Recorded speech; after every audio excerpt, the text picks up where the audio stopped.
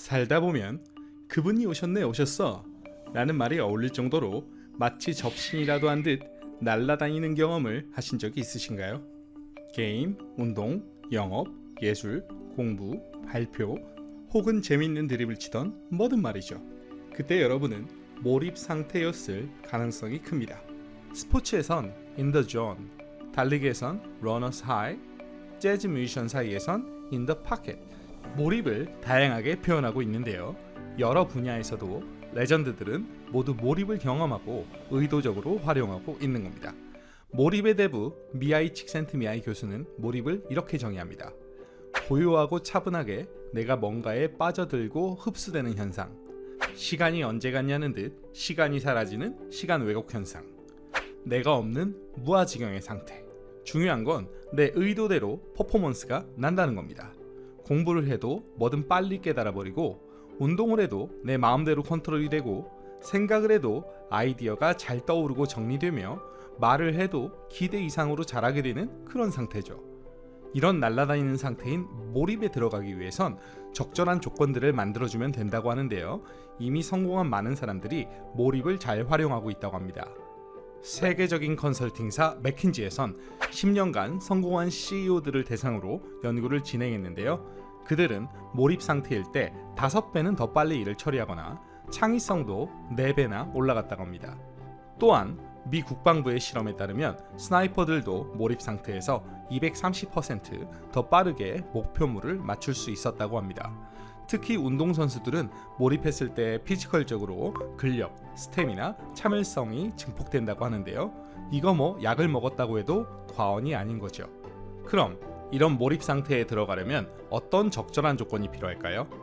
칙센트미하이 박사는 이렇게 몰입에 들어가기 위해 3가지 조건이 필요하다고 합니다. 첫째, 선명한 목적의식과 목표. 당연히 이루고 싶은 열망이 있어야 열심히 하고 몰입도 되겠죠. 적절한 목표가 있어야 사람은 애타기도 하고 집중도 됩니다. 중간중간 목표 한 발을 달성할 때 작은 성취감들을 이어나갈 수 있기 때문에 목표 설정은 디폴트 값이라 볼 수 있습니다. 둘째, 즉각적인 피드백. 피드백이란 마치 혼자 문제집을 풀다가 채점을 해보는 것과도 비슷합니다. 내가 잘하고 있는지 점검하는 거죠. 혹은 가끔 와서 잘하고 있다고 어깨를 토닥여주는 선생님 같은 존재이기도 합니다. 열심히는 하는데 정답인지 오답인지 모른 채 혼자 문제만 풀고 있다면 누구도 쉽게 지속하지 못할 겁니다. 점수의 문제가 아니라 말 그대로 반응, 피드백의 문제인 것이죠. 셋째, 적절한 난이도. 정확히는 난이도와 실력의 밸런스라고 하는데요. 즉, 내 실력에 비해 너무 쉽지도 어렵지도 않은 난이도. 차라리 살짝은 어렵지만 노력하면 충분히 할 수 있겠다는 정도의 난이도가 중요하다고 합니다. 사실 조금만 더 하면 될 것 같은데 이런 감정이 드는 상태가 사람이 가장 애타는 구간이기도 하고 이뤄냈을 때 쾌감도 크곤 하죠. 당연히 불가능하다고 생각하는 목표나 난이도를 잡으면 몰입하기도 힘듭니다. 자, 몰입의 3요소는 목표, 피드백, 난이도 뭐 이렇다고 하는데요.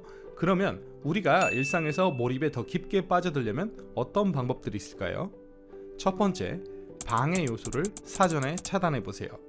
몰입 시간엔 스마트폰도 꺼놓거나 뒤집어 놓고 미리 화장실도 다녀오고 시간도 미리 통으로 내놓는 겁니다. 두 번째, 집요하게 생각하기입니다.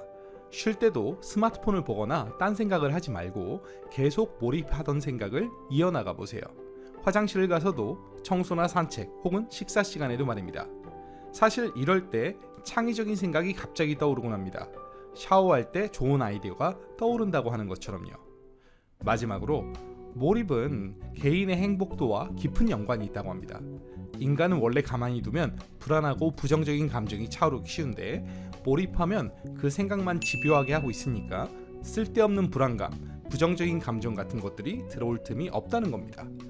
이것 하나만으로도 몸과 마음의 컨디션이 상당히 올라가는 것이죠. 실제 저도 해보니까 몸과 마음이 상당히 가벼워지는 느낌을 받았습니다. 아무래도 쓸데없는 불안감, 복수심, 후회 이런 감정들이 들어올 틈이 없었으니까 말이죠. 몰입에 관심이 있으시다면 미하이 칙센트미하이 교수의 책을 추천드리고요.